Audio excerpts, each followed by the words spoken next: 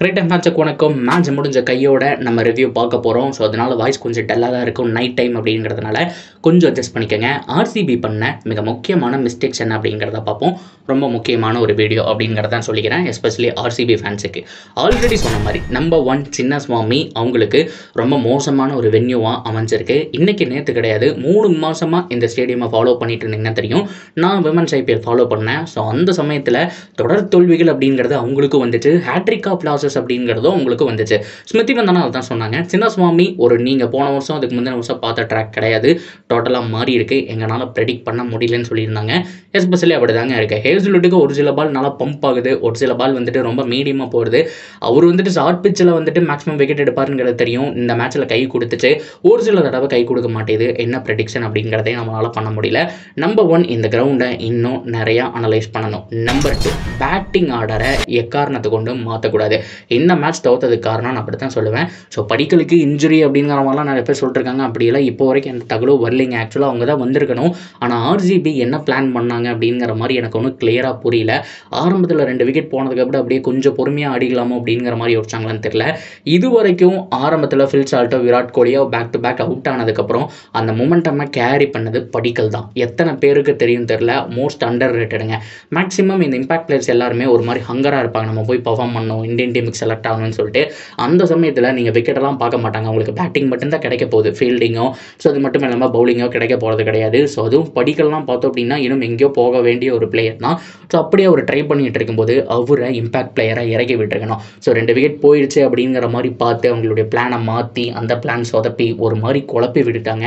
So படிக்கல் வந்திருந்தா அந்த 20-22க்கு 2ங்கிறத maximum ஒரு 40-50ன்னு புஷ் பண்ணியிருந்தா கூட நம்ம டீசென்ட் டோட்டலாக ஒரு 120-130 போட்டிருக்கலாம். ஸோ அப்படி போட்டிருந்தா கண்டிப்பாக ஃபைட்டிங் டோட்டல் தான். ஸோ கண்டிப்பாக 20-25 ரன்ஸ் டு ஒரு 30 அப்படிங்கிற மாதிரி நான் சொல்லுவேன்.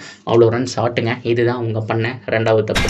நம்பர் 3 உங்களுடைய பேஸ் பவுலர் ஹேசல்வுட் தான் அப்படிங்கும்போது எஸ்தயால் அஃப்கோர்ஸ் நல்லா தான் போட்டார். ஃபர்ஸ்ட் ஓவர் புவிக் கொடுத்தீங்க, அடுத்த ஓவரே ஹேசல்வுட் வந்திருக்கணுங்க.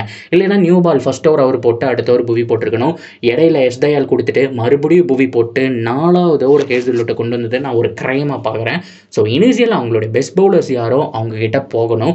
ஸோ எஸ்தயால், புவி, அது மட்டும் இல்லாமல் ஹேசல்வுட், இதில் யார் பெஸ்ட் அப்படின்னா பர்பிள் கேப் ஹோல்டரு. இவ்வளோ தூரம் விக்கெட் எடுத்திருக்காரு.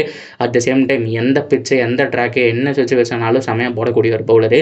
என்னை பொறுத்த வரைக்கும் நியூ பாலை அவர் கையில் தான் கொடுத்துருப்பேன். ஏன்னா ஃபர்ஸ்ட் ஹாஃபுக்கு அப்புறம் அந்த ஈரம் சொந்தம்லாம் போய் ஓரளவுக்கு கிரவுண்டு பவுலர்ஸுக்கு சப்போர்ட் பண்ணுற மாதிரி ஆச்சு. நீங்கள் கடைசியாக நீங்கள் பவுலிங் போடும்போதே வந்துட்டு ஆல்மோஸ்ட் தெரிஞ்சிருக்கும் பஞ்சாப் போடும்போது. ஸோ அப்படி இருக்கும்போது ஃபர்ஸ்ட் ஓவரை அவர்கிட்ட கொடுத்துட்டு எகெயின் புவிக்கு கொடுத்துட்டு மறுபடியும் 3rd ஓவர் ஹேசல்வுட்டை கொடுத்துட்டு 4th ஓவர் புவி இப்படிங்கிற மாதிரி போயிருப்பேன். அப்படி இல்லைன்னா புவி ஹேசல்வுட்ங்கிற மாதிரி போயிருப்பேன். ஆனால் இவங்க என்ன பண்ணாங்க அப்படின்னா புவி, அதுக்கப்புறம் எஸ்தயால், மறுபடியும் புவி 4வது ஓவர் கொண்டு வந்தாங்க. ஸோ அந்த சமயத்தில் மேபி ஒரு சான்ஸ் பார்த்துருக்கலாம். ஸ்லிப்பெல்லாம் வச்சு அட்டாக் பண்ணியிருந்தோம் அப்படின்னா இனிஷியலாகவே அவங்களுடைய விக்கெட்ஸை தூக்கிறதுக்கான சான்ஸ் இருக்குது. ஏன்னா பிரப்சிம்ரன் அது மட்டும் இல்லாமல் பிரியான் சாரியா அவங்க கிட்டத்தட்ட ஃபார்ம்லேயே இல்லை, ஆல்மோஸ்ட் வந்துட்டு சொதப்பிட்டு தான் இருந்தாங்க. இந்த மேட்ச் பார்க்க முடிஞ்சு. பிரப்சிம்ரன் அஃப்கோர்ஸ் சீக்கிரமாக அவுட் ஆயிருந்தாலுமே 2-4 ஸ்கோர் பண்ணிட்டு அவுட் ஆகிட்டாரு. ஸோ அது மேபி கண்ட்ரோல் பண்ணியிருந்தால் ஒரு சான்ஸ் பார்த்துருக்கலாம். ஸோ இதுவும் அவங்க பண்ண ஒரு தப்பாக பார்க்குறேன். ஸோ நம்பர் 4 ஆல்ரெடி சொன்ன மாதிரி உங்களுடைய இம்பாக்ட் பிளேயரை யாருக்கு பதிலாக கொண்டு வரணும் அப்படிங்கிறத கிளியராக யோசிக்கணும். ஸோ ஸ்பின்னர்ஸ் நல்லா பண்ணாங்க. ஹர்ப்ரீத் பார் பார்த்தீங்க அப்படின்னா அவர் ஓரளவுக்கு சூப்பராக போட்டார். அஃப்கோர்ஸ் 3 6 கடைசி ஓவரில் கொடுத்தாருமே அவருடைய எக்கானமி டீசெண்டாக இருந்ததுங்க. இதுக்கு முன்னாடி போட்ட ஓவர் சூப்பராக போட்டார். சகல் நல்லா போட்டார். ஸ்பின்னருக்கு ஓரளவுக்கு சப்போர்ட் பண்ணுதுன்னு தெரியும். எல்லா கேட்சுமே கொடை எலும்பி கையில் தான் விழுகுதுங்கிற விஷயமும் தெரியும். அப்படி இருக்கும்போது நீங்கள் ஒரு லியாம் லிவிங்ஸ்டனோட போயிருக்கணும். ஏன் அப்படின்னா இந்த பக்கம் பவுன்சராக போட்டு தாக்குறாருங்க, அவருக்கு சப்போர்ட்டே இல்லை. ஏன்னா சுயாஸ் சர்மாக்கு சப்போர்ட்டாக யாருமே இல்லை. யார் பவுன்சராக போட்டு தாக்குறாங்க உங்களுக்கு தெரிஞ்சிருக்கும். வேற யார், குர்னால் பாண்டியா தான். ஸோ சுயாஸ் சர்மாக்கு சப்போர்ட் பண்ணுற மாதிரி ஒருத்தர் இருந்திருக்கணும். அஃப்கோர்ஸ் பார்ட் டைம் பவுலராக இருந்தால் கூட நல்லா போட்டிருப்பாருங்கிறது என்னுடைய ப்ரெடிக்ஷன். ஸோ அவருக்கு பதிலாக நீங்கள் ஒரு யங்ஸ்டர் இம்பாக்ட் பிளேயராக ஃபர்ஸ்ட் ஹாஃபில் கொண்டு வந்ததுக்கு ஃபில் சால்ட்டுக்கு பதிலாக கொண்டு வந்திருக்கலாம். லியாம் லிவிங்ஸ்டன் சூப்பரான ஃபீல்டர் மட்டும் இல்லாமல் 2 ஓவர் அவர்கிட்ட இருந்து வாங்கியிருக்கலாம். ஸோ இந்த மாதிரியான மிஸ்டேக்ஸை கண்டிப்பாக சரி பண்ணும். ஹோப்ஃபுல்லி அப்கமிங் மேட்ச்சில் இதெல்லாம் சரி பண்ணல அப்படின்னா பிளே ஆஃப் கணக்கு தேஞ்சிக்கிட்டே போகும். சூப்பரான சைடு தான், சின்ன மிஸ்டேக்கால தான் மேட்ச்சை லாஸ் பண்ணுறாங்க. ஸோ பொறுத்திருந்து பார்ப்போம் என்ன நடக்குதுங்கிறது. இதை பற்றின கருத்துக்கள் கமெண்ட்டில் சொல்லுங்கள். தொடர்ந்து அப்படி இருக்க சேனலோட நினச்சிருங்க. சப்ஸ்கிரைப் பண்ணி சப்போர்ட் பண்ணுங்கள்.